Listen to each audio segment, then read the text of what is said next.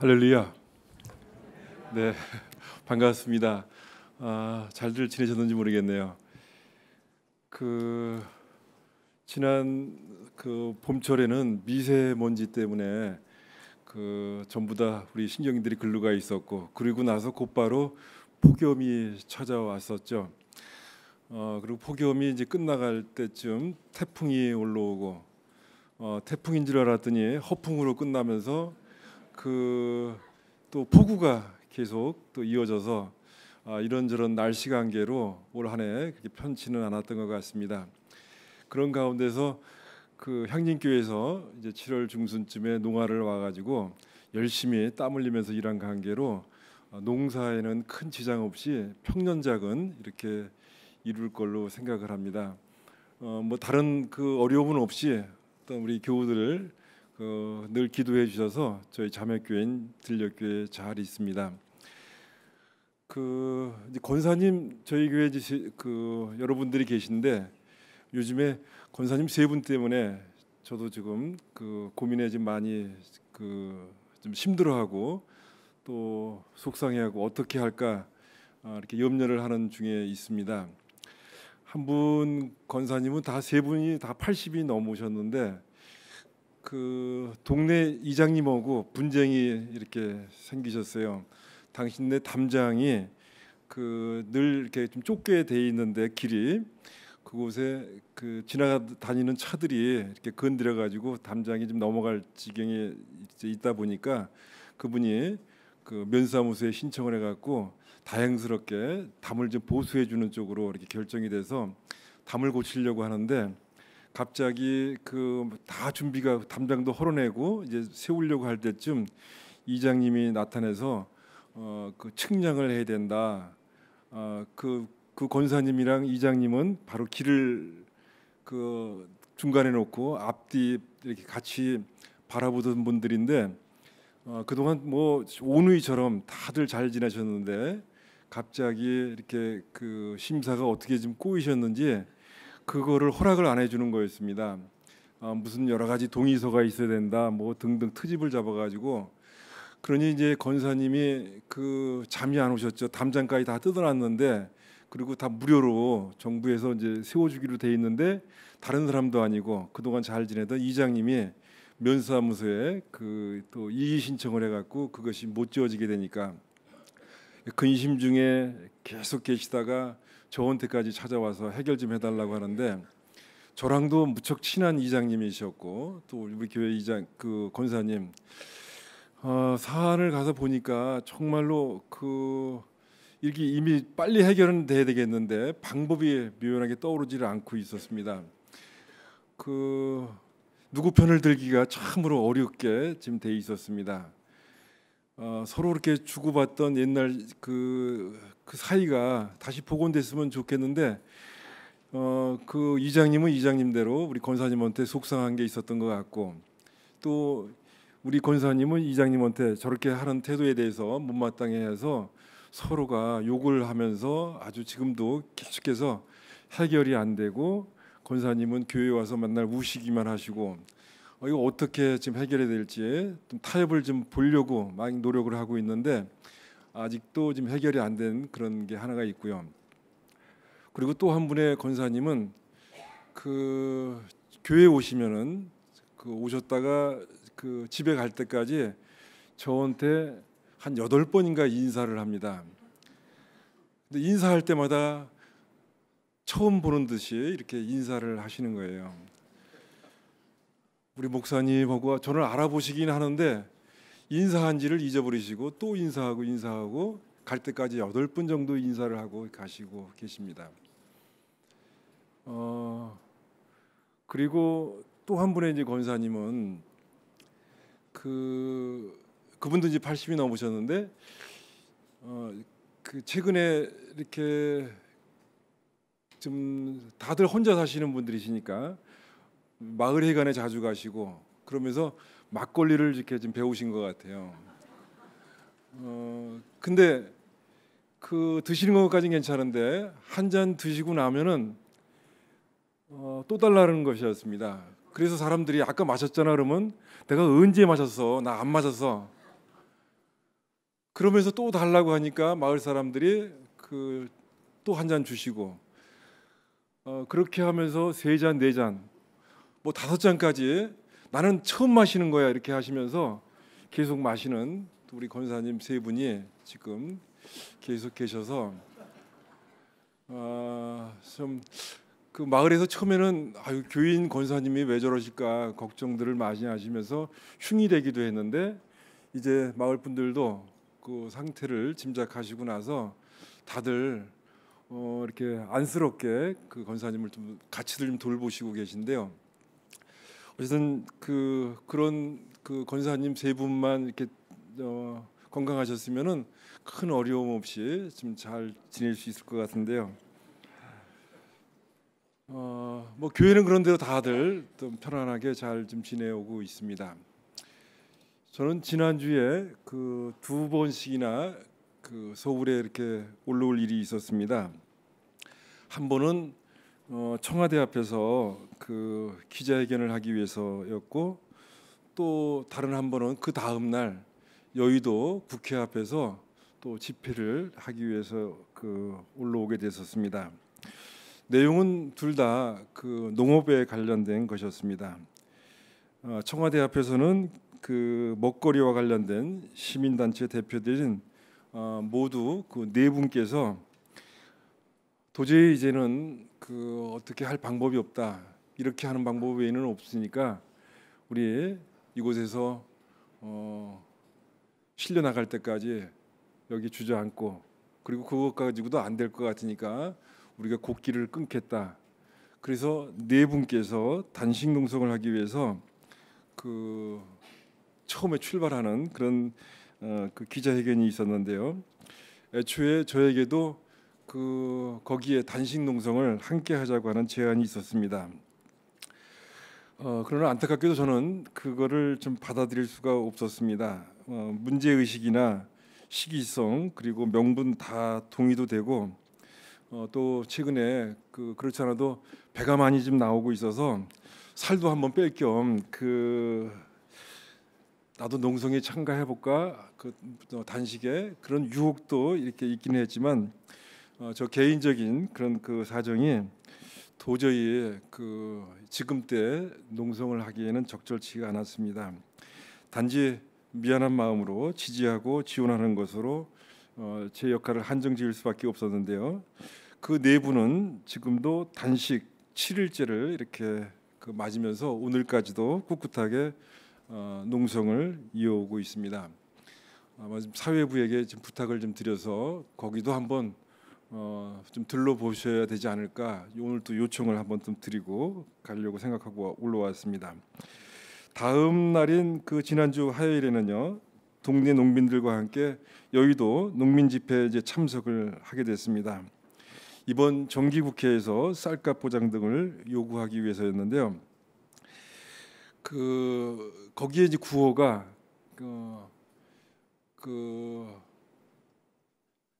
한 그릇에 300원 정도는 받을 수 있도록 해달라 이런 요구였습니다. 저희가 그 이제 한 그릇이라 그러면 한 100g 정도 되게 됩니다. 1kg면은 3,000원 받게 해달라고요. 저희는 한 20년 전에 향림교회에서 저희 쌀을 한 그릇에 한 종지에 350원씩 거의 400원 가까이 20년 동안 지금 받아주고 계신데요. 그런데 지금 현재 20년이 지났지만은 여전히 일반 농민들은 그 300원 값도 안 됩니다. 그래서 한 그릇에 300원 정도는 받아야지 농민들이 그나마 쌀 농사를 계속 지을 수 있으니까 그거 이번 국회에서 통과해 달라고.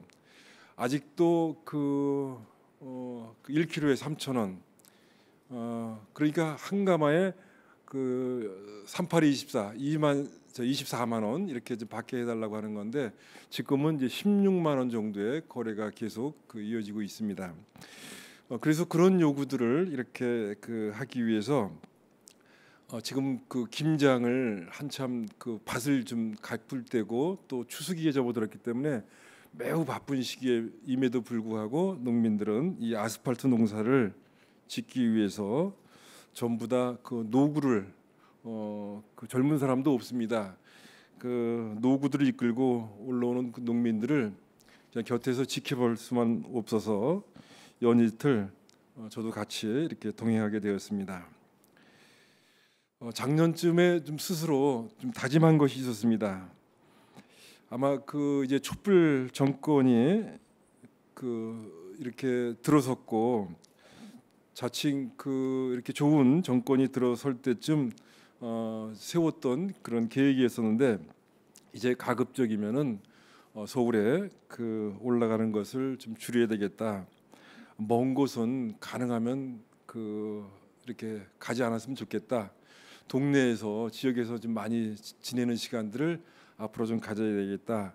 그동안 너무 그 이런저런 일 때문에 교회를 많이 좀 비우지 않았는가. 교회에 좀 충실해야 되겠다 해서 그 어쨌든 그런 계획과 각오들을 좀 세우면서 좀 지켜 왔었는데 갈수록 어떻게 된 건지 최근에 와서는 점차 또 그렇게 먼 거리 서울에 자주 올라올 일들이 생기고 있습니다.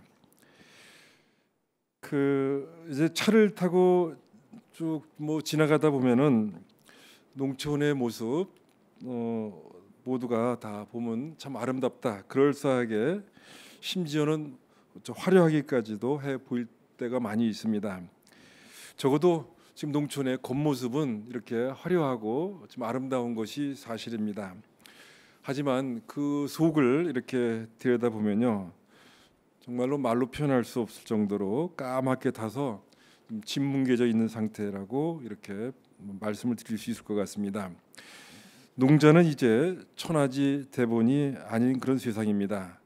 천하에 사람들이 살아가는 큰 근본으로서 농업은 더 이상 존재하지를 않습니다. 농민들은 이구동성 말을 하고 있습니다. 이제 농업은 없다.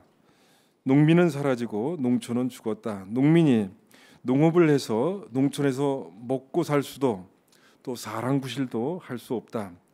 농업이 망했다고 서슴없이 말들을 하고 있습니다. 오늘날 그 농촌의 모습은요, 농과 텃밭에는 4차 산업혁명, 스마트 농산업, 심지어 도시 재생이라고 하는 터무니없는 그런 선정과 선동만이 난무하고 있습니다. 경관 좋고 그 옥토 같은 땅에 여러분들도 많이 발견했으리라고 생각되는데 그 태양광 에너지 그 광들이 계속해서 지금 늘어나고 있는 모습들을 차를 타고 다니면서 심심치 않게 발견할 수가 있습니다. 농업은 그 농공업과 농촌 관광 서비스업으로 농민은 농업 임노동자로 또 농촌은 유사 도시화로 이렇게 자꾸 변질되어 가고 있습니다. 농정은 지금 FTA와 또 GMO라고 하는 외세로 만성적인 중평을 알아가고 있는 중이죠. 과학적인 그 정량적 또는 그 정성적 분석을 통해서만 보더라도 우리 농촌의 현실을 살펴보면은 지금 현재 농가 평균 연간 농업소득은요 1,005만 원 정도가 됩니다. 1년 동안 벌어들이는 돈이요. 그리고 농가 인구 고령화율은 지금 42.5%를 기록하고 있고 40대 젊은 그 농업인들 농가는 지금 40대 이하는 0.9%에 해당합니다. 그리고 곡물 자급률은 23.4%고 그리고 유전자 변형 작물 우리가 그 유전자 조작 식물이라고 부르죠. GMO 수입 세계 1위 등을 기록한 지가 이제 올해입니다. 또 농촌 살리기 명분으로 그 내부 주민이 아닌 지금 뭐 농촌 살리기 해보겠다고 해갖고 많은 사업들이 지자체별로 진행되고 있는데 주민들이 이렇게 이 일들을 하는 것이 아니라 전부 외부 용역업자가 전부 들어와서 마치 주인인 양 주체 행사들을 이렇게 하고 있습니다. 그러면서 농촌마을 공동체 사업을 진행하고 있는데 가만히 보면은 여전히 언젠가도 말씀을 드렸지만 농촌을 지키고 살리는 것이 아니라 농촌을 망가뜨리고 또 농촌을 해치하는데 오히려 이런 일들이 앞장서고 있고 농촌 재생이 아닌 도시 재생의 이름으로 자행되는 지역 개발 사업 등 이 농촌 파괴 사업들은 계속해서 넘쳐나고 있습니다. 그나마 좀 눈치 빠른 농민은 그럼 폐농하고 이농하지 뭐 이렇게 해서 농촌을 탈출해서 도시로 가보겠다고 계획을 세우고 또 시도를 해보지만요, 순식간에 그 도시 난민으로 그 전향해봤자 그 신세 도시 빈민으로 전락하는 것은 뭐 시간 문제이라고 하는 것은 곧바로 깨달을 수 있을 것 같습니다. 여의도 농민 집회를 한참 하고 있는 중에 한 여성이 단상에 올라왔습니다. 올라오자마자 아무 말도 못하고 눈물을 글썽이면서 비보를 전했습니다. 한 젊은 여성 농민이 그 농민 대회를 하루 앞둔 날, 그러니까 우리가 화요일 날 했는데 월요일 날 그 저녁 때 스스로 목숨을 끊었다고 하는 소식을 전했습니다. 세 어린 아이를 둔 엄마였습니다. 고추 농사를 짓다가 망해서 하우스 농사로 전환을 했다고 합니다. 그곳에서도 가격 폭락으로 또다시 하우스 농사도 망하고 빚만 짊어졌고 다시 일어서려고 하우스 한 동을 최근에 더 늘렸다고 하는데, 그런데 그마저도 이 가뭄과 무더위 그리고 가격 폭락으로 팔아먹지를 못해 또 망했다고 그럽니다. 계속된 농사 실패와 이 가격 하락의 악순환이 도저히 감당할 수 없는 삶의 무게가 된다 봅니다. 경남 진주에 사는 이 여성 농민, 살아보겠다고 애지중지하던 그 하우스 안에서 목에 줄을 걸고 한많은 세상을 등졌다고 하는 소식이었습니다. 어디 이 여인뿐이겠습니까? 그리고 이 여인이 무슨 잘못이 있었겠습니까? 열심히 농사 지은 죄밖에 없었지만 이렇게 개인 스스로 목숨을 끊는 일, 그러나 모두 그곳에 있는 사람들은 스스로 목숨을 끊은 것이 아니라 달리 다시 어떤 그 외압에 의해서 또 누가 이렇게 그 여인을 타살시킨 것이 아닌가 하는 생각들을 다 갖게 되었습니다. 이런 가운데 현 정부는 어떤 일들을 하고 있는가? 무대책, 무책임, 무관심이 이명박 정권 때 있었던 농업에 대한 이야기였고, 이 이야기는 박근혜 때도 역시 마찬가지 무대책, 무책임, 무관심하다, 산무 정책이 농업 정책이다 이렇게 해왔는데, 지금 이 정권에서도 이 산무 정책은 변함없이 더 확고하게 자리를 잡고 있습니다. 지금 청와대 앞에서 단식을 하고 계신 분들의 입장입니다. 저도 함께 참여해서 논의해서 만든 그런 문제의식과 그런 요구사항들인데요. 문재인 대통령은요, 후보자 시절 이런 이야기를 했습니다. 농민은 우리의 식량 안보를 지키는 공직자입니다. 공무원이라고요, 우리 농민들을. 이렇게 방명록에 직접 친필로 기록한 글이 2016년도에 있었습니다. 그러면서 국가 기관 산업인 농업을 책임지는 농민에게 국가에서 기본소득 월급을 지급해야 마땅한 사회적 명분이자 합리적 근거다 이렇게까지도 이야기를 했습니다. 그러면서 이 공약으로 앞으로 대통령이 되면 나는 농업을 누구한테 맡기지 않고 직접 챙기겠다 이렇게 약속을 했습니다. 취임 이후 지금까지 문 대통령은 어디서도 농업에 대해서 단 한마디의 언급이 없었습니다. 얼마 전에 여당 대표가 국회 연설을 했는데 그 역시도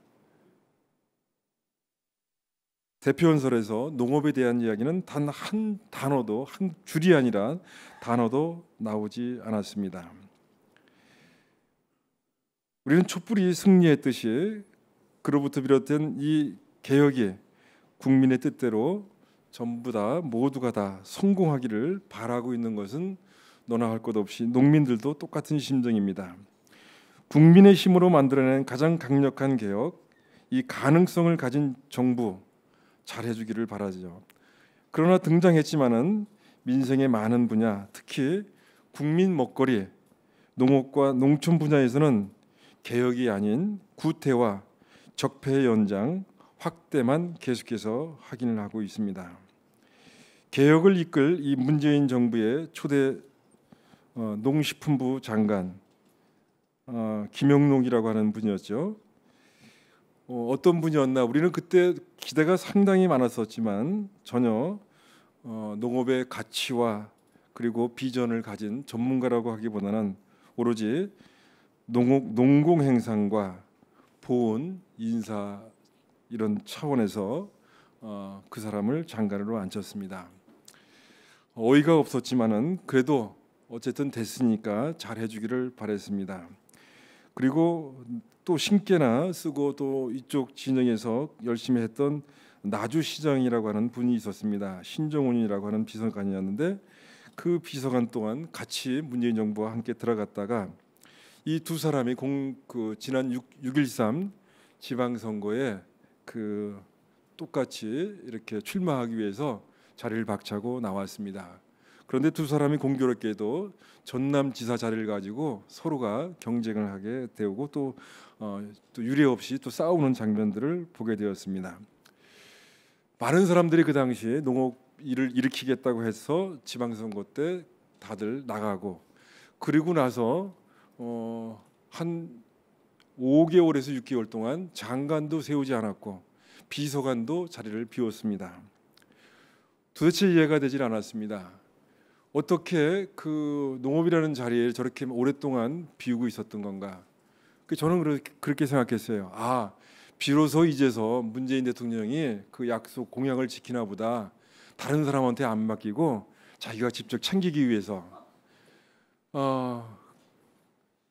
그런데 얼마 있지 않아서 또다시 장관을 임명했는데, 동시에 또 그 이계호라고 하는 그런 그 사람인데 농업의 농자도 잘 모르는 사람인데 그저 전남에서 뭐 또 신께나 썼고 선거에 또 영향을 미쳤다고 해가지고 그 사람을 이렇게 앉혔습니다.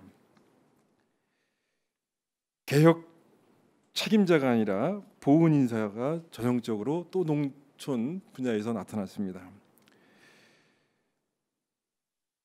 그 사람 스스로가 내가 여기 된 것은 뭐 그 농촌을 살리기 위해서 내가 장관이 된 것이 아니라 다음 총선에 나갈 때까지만 나는 이 자리에 이렇게 있을 사람이니까 청문회 때 직접 한 얘기입니다. 살살 좀 봐주시고 나 곧 있다가 떠날 사람이니까 그렇게 이해 좀 해달라고. 그러면서 국회의원들을 설득해가지고 무난하게 또 장관이 되었습니다. 이렇듯 장관이나 중요 자리에 농업에 대한 철학이나 가치 또 소신 등 전문성을 가진 자가 지금 국정을 책임지는 것이 아니라 오갈 데 없는 그저 단지 선거를 도와준 사람들만 유독 이 농업 쪽에 계속해서 심어놓고 있습니다. 지난해 7월 발표된 국정과제에서 먹거리, 농정 분야는 대통령 취임 불과 2달 만에 적폐 관료에 의해서 그 공약이 전부 다 폐기가 되었습니다. 그리고 구태가 복원되었습니다. 불안한 국민들이 그때 나서가지고 야 이렇게 해서는 안 된다. 정말 우리는 안전한 먹거리를 먹어야겠다 해갖고 여기 우리 교인들도 향림교회 교인들도 많이 참가하신 GMO 안전 표시제 청와대 청원을 전부 다 넣기 시작했습니다. 청원 이렇게 국가 어떤 사안을 가지고 시민단체가 앞장서서 20만을 채운다고 하는 것은 거의 유례가 없고 정말 하늘의 별 따기처럼 힘든 일입니다만 워낙 국민들의 열망이 뜨거워서 20만을 그때 청원을 무사하게 통과를 시켰습니다. 향림교회에서도 무척 애를 써주신 걸로 알고 있습니다. 이 그 GMO 급식에서 퇴출을 요구하는 국민 이 청원 대표적인 그 적폐였었는데 그래서 청원이 20명만이 넘었기 때문에 청와대 답변을 기다렸는데 그거를 청와대에서 답변을 한 것이 아니라 식약처가 그 답변을 가로챘습니다. 그리고서는 전에 하던 얘기대로 똑같이 한자도 틀리지 않고 식약청에서 그냥 답변을 하는 것으로 뭉개고 말았습니다. 이명박 박근혜 정부에서 추진되다가 농민들의 저항에 부딪혀 중단된 그런 기업과 자본을 위한 농정 스마트팜이라고 하는 것이 있습니다. 그게 이명박 박근혜 때 아주 대표적인 사업으로 진행되는 건데 그거 해봐야 실익 없다. 오히려 농촌만 더 어렵게 한다 해서 못하던 거였습니다. 화려하게 문재인 정부에서 지금 부활해서 우리 옆에 사는 김제 지역과 저쪽 경상도 지역 두 군데가 선적이 돼가지고 300억씩 투자하겠다고 지금 계속해서 홍보를 해 나가고 있습니다. 한국의 농업과 농촌은 지금 벼랑 끝에 서 있습니다. 입에 발린 소리가 아니라 지금 당장 희생을 위한 근본적인 대수술이 이루어지지 않으면 정말로 미래는 우리가 없습니다. 지난 10여 년간 학교 급식 운동과 GMO 반대 운동도 이 적폐 관료들에 의해서 교착 상태에 모두 빠져 있습니다. 농업이 무너지면은 국민의 밥상 그리고 우리 청소년들이 먹을 학교 급식 모든 불안이 더 커질 수밖에 없습니다. 시간이 없습니다. 지금도 하지 못하면 그러면 다음 정권이 들었으면 할 수 있겠느냐? 다음을 기약할 만한 농업, 농촌에 그런 시간이 없습니다. 얼마 전 농민들이 그 5대 요구사항을 이제 청와대 앞에서 기자회견을 통해서 밝혔습니다. 당장 국민과 농민에게 사과하고서 먹거리 농업 진영과의 면담에 이렇게 응하라고 하는 거였고, 그리고 적폐 농정을 즉각 중단하고 구태의연한 관료들을 전부 쇄신하라고 하는 요구, 그리고 국민의 안전한 먹거리 식량 문제 직접 챙겨라, 그리고 지금이라도 늦지 않았으니까 개혁에 즉각 그 착수하라고 이렇게 지금이야말로 골든 타임이다. 이 골든 타임을 허비하지 말고 착수하라고 현장과의 소통을 통한 과감한 개혁 인사와 식약처 업무 분리 등 관련 정부 기구 개편을 실시하라고 이렇게 요구하고 있습니다. 그러면서 대통령이 되면 그 농특위 농촌 특별 대책위원회를 구성한다고 약속을 했는데 이것도 지금 멀리 가고 있는데, 민간 주도 정부 주도에서 하는 그런 특위 말고 이런 특위를 즉각 설치하라고. 그래서 농촌 먹거리 분야의 적폐 청산과 개혁을 추진하기 위해서 대통령 직속 특별위원회를 설치해가지고 여러 가지 농정 및 먹거리 분야 국정과정을 재수립하라고 추진하라고 이렇게 요구하는 안들을 지금 청와대에서 던지고, 이것이 받아들 때까지 지금 우리는 무기한 단식 농성에 들어간다고 같이 이야기를 하고 있습니다.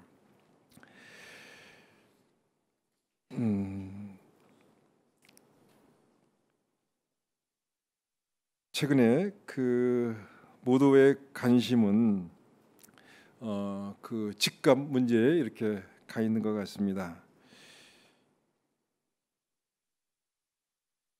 제가 얼마 전에 그 전주에서 이 정읍을 거쳐 가지고 순창까지 갈 일이 있어서 그 길을 이렇게 나선 적이 있었습니다. 꼬불꼬불한 그 옛길을 생각을 하고 쭉 길을 떠났는데 언제 공사를 마쳤는지 4차선으로 뻥 뚫려 있었습니다. 그래서 그 아주 시원하게 잘 달렸습니다.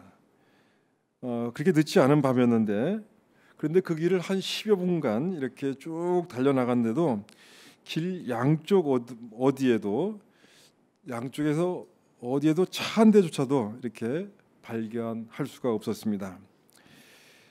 그렇게 달리다 보니까 이내 몇 대의 차량이 보이긴 했지만은 차가 그 없어도 너무도 없었습니다. 처음에는 참 그 한적해서 참 좋다, 마음껏 속도를 내서 달려서 참 좋다 이렇게 생각을 했는데, 이내 그 적막한 느낌에 우울해지기 시작했습니다. 요즘 그 신종 사자성어가 있더라고요. 여필종부라고 하는 그 사자성어. 여자는 필히 그 남편을 따라야만 한다. 이것인데 요즘에 이 말이 달리 해석된다고 합니다. 여자는 필히 종부세를 내는 남자를 남편으로 맞이해야 된다. 저희 동네는 그래도 좀 나은 편입니다만 그 우리 동네도 사람이 살지 않는 빈집이 계속 생겨나고 있습니다. 추석이 얼마 남지 않았습니다. 그나마 추석이나 명절 때면 길이 막히고 사람 구경을 좀 할 수가 있었는데 과연 이런 풍경마저도 얼마나 지속될지는 알 수가 없습니다. 이미 시골에는 큰 대형 현수막들이 그 벌초 대신 해주겠다. 그리고 또 어떤 집들은 묘지 정리를 이렇게 해가지고 낙골당 또 수목장 등 또는 아예 그냥 그 디지털 그 장면에 담는 아예 없애고서 여러 가지 모습으로 이렇게 그 변경들을 하는 것을 보게 되는데요. 한쪽에서는 집 때문에 이렇게 오늘 제가 있는 이쪽에 그 서울에서는 난리지만은 한쪽에서는 또 이런 일들이 이렇게 있습니다. 오늘의 그 잠언 말씀은 이 시대 우리에게 주는 말씀임이 틀림없습니다. 여기 있는 이 체험의 말씀, 지혜의 말씀은 과거의 상황이 아니라 오늘의 상황을 너무도 현실감 있게 기록하고 있습니다. 작금의 농촌 현실과 시대의 상황을 정확하게 꿰뚫어 보고 있는 것 같습니다. 그런데 참으로 이 말씀을 대하면서 두렵기까지 합니다. 여기 있는 이 말씀, 광야에 외치는 소리인 이 충고와 훈계를 받아들이지 않으면 어떻게 되느냐? 성서에는 분명히 참변을 당한다고 말씀을 하고 계시기 때문에 그렇습니다. 우리는 오늘 아침 이 야고보서의 말씀을 또한 받게 되었습니다. 말씀에 비춰볼 때 제가 드린 오늘 그 설교 말씀이 과연 그 혀를 잘 쓴 착한 말씀인지 또 혀를 잘못 눌린 악한 말씀인지 알 수가 없습니다. 특별히 말을 많이 하는 직업을 가진 사람으로서는 이 말씀을 곰곰이 새겨보지 않을 수가 없습니다. 일방적으로 현 정부를 잘못한다고 비판만 하고 깎아내린 것 같기도 합니다. 오늘 우리 존경하는 향림교구들 앞에서 문재인 정부를 마음껏 까대서 제가 속은 시원합니다만 이것이 과연 복음의 말씀인 것인지 그 복음의 말씀을 비켜간 것인지 거룩한 주일에 맞는 은혜의 말씀을 내가 과연 전한 것인지는 적잖이 또 걱정이 되는 것이 사실입니다. 아무쪼록 그 모든 것을 지금까지 그랬듯이 늘 품어주신 정 많으시고 그 수준 높으신 향림교회 교우들께서 거르고 또 뺄 건 빼고 새겨 들어줄 줄 믿고 걱정하지는 않습니다. 오늘의 그 복음서인 마가가 전하는 이 예수님의 말씀은요, 우리가 가는 길이 안정적이거나 편안한 길이 아님을 말씀해 주고 계십니다. 예수님 자신도 이런저런 수군거림에 신경은 좀 여기 보니까 그 좀 쏘고 계신 것을 이렇게 느낄 수가 있습니다. 그때나 지금이나 이 말 많은 곳이 이 종교 권역이고 또 이 기독교 진영이면서 또 교회 동네 아니었겠습니까? 그때마다 예수님은 초연해라 이렇게 스스로에게도 또 따르는 무리들에게도 말씀을 하셨지만 주변에 있던 인물들은 막상 앞에서는 네 그렇게 하죠 이렇게 대답은 했지만은 뒤돌아서서는 이런저런 불안한 생각에 또 고민들을 계속 가시라고 이렇게 짐작을 하게 됩니다. 왜 안 그렇겠습니까? 당연한 걱정과 의문이겠죠. 그런 가운데 이 제자들의 정무적 감각은 매우 뛰어났던 것 같습니다. 밖에서 나를 누구라고 하느냐? 이 예수님의 질문에 예수님의 그 신기를 또 가뜩이나 그 경무에 피곤하신 우리 예수님 좀 또 힘들지 않으시라고 신기를 건드리고 싶지 않아서 그랬는지 적잖이 그 수위 조절을 해서 예수님께 그 말씀을 드리죠. 좋은 말만 골라서 예수님 걱정하지 마십시오. 밖에서는 그냥 요한이나 엘리야 예언자라고 이렇게 부른다고 아마 그냥 그 다리미질을 해서 보고를 좀 했던 것 같습니다. 뭐 이 말씀이 또 뭐 크게 잘못됐거나 그 왜곡된 말씀은 아닙니다만, 보고는 아닙니다만, 사실관계에 있어서는 정확한 보고는 아니었습니다. 요한 엘리야라고 부르는 사람도 있지만은 대부분은 과격한 사람, 불순분자, 미친 사람, 자경 세력, 그리고 무엇보다도 당신을 이단이라고 이렇게 부르고 있습니다. 이것이 아마 정확한 보고가 이렇게 될 것인데 그 얘기는 그냥 빼놓은 것 같습니다. 그렇지만 우리 예수님도 밖에서 뭐라고 부르는지는 잘 알고 계셨으리라고 생각됩니다. 제자들도 알고 있었고요. 그럼에도 신경 쓰지 않겠다. 너희들의 그런 잡소리엔 내가 뭐 이리길비하지 않겠다. 너희들도 그런 허무맹랑한 소리에, 잡소리에는 마음 두지 말아줘라. 이렇게 알려 주셨던 것이죠. 그럼에도 이 제자들은 이 저간의 이런 흐름들을 자기들이 머리로는 이해를 했지만은 가슴으로는 사실 받기가 참 어려운 얘기였습니다. 예수님인들 왜 이런 제자들의 심정과 베드로의 그 충정을 모르셨겠습니까? 잘 아시지만은 단호해지지 않을 수가 없었던 것입니다. 마치 울며 따라오는 아이를 집에 남겨놓고 나와야만 할 때 모진 얘기를 할 수밖에 없는 엄마의 심정이 있는 것이죠. 그 아끼는 제자 베드로에게 사탄이라고 하는 치명적인 그런 이야기까지 할 때는 아마 특별한 속사정이 있었을 거라고 추측을 해보게 됩니다. 예수님에게는 긴박함과 절실함이 있었습니다. 온몸으로 느끼는 이 현장의 긴박성은 한가하게 정의나 나눌 시기가 아니었던 것 같습니다.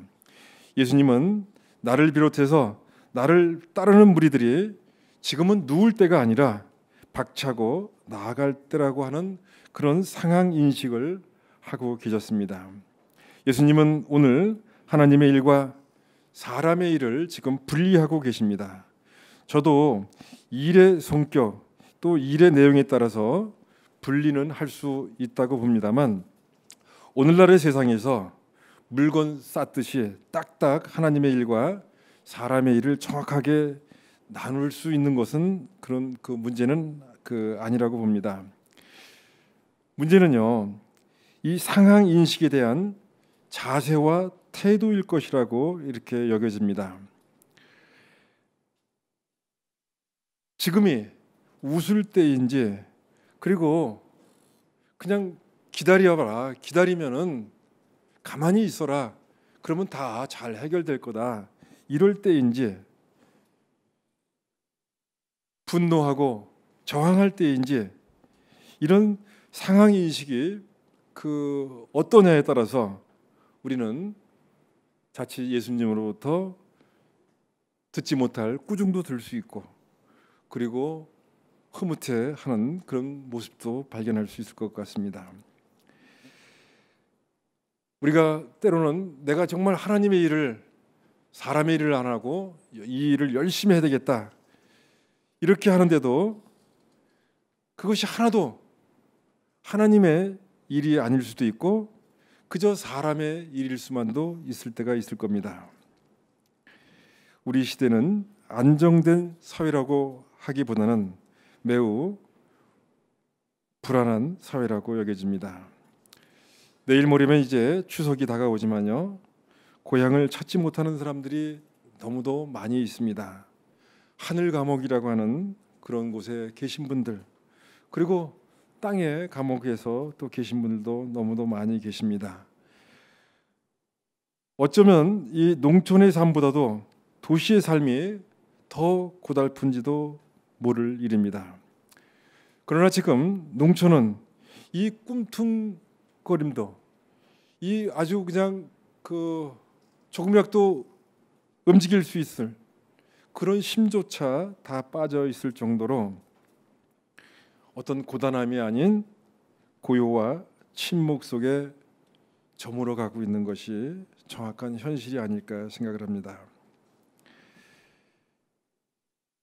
더도 말고 덜도 말고 한가위만 같으라라고 하는 말이 있는데, 이 말이 꿈이 아닌 현실이 우리에게 다가왔으면 좋겠습니다. 모처럼 이렇게 서울에 와서 심 빠지는 말씀만 전해드려서 대단히 죄송합니다. 다 함께 침묵으로 기도하시겠습니다.